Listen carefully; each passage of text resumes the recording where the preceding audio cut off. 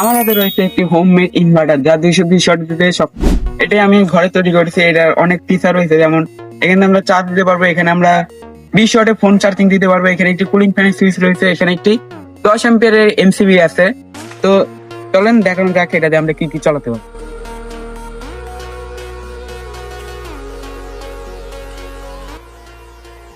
Charge করতে হয়, এটার জন্য আমরা এই চার্জারটা নিলাম এবং এটা সোজা কারেন্টে দিয়ে দিলাম। এখন নীল বাতি জ্বলছে। যখনই আমরা এটার সাথে একটু কাছে আসো, যখনই আমরা এখানে দিয়ে দিব তখনই একটু ক্যামেরাম্যান এখানে ফোকাস করো, এদের লাল বাতি জ্বলে গেছে। এখানে যে ফুল চার্জ হয়ে যাবে তখন আবার নীল বাতি জ্বলে যাবে।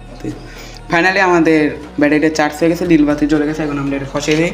এখন এখন আপনাদের একটু টেস্ট করে দেখাই। তো সেটা টেস্ট করার জন্য আমাদের লাগবে আমাদের কটটা, এদিকে লাগবে সেই কটটা, এই যে কট। এখন আমরা এটা এইখানে ইনসেট করে দেবো।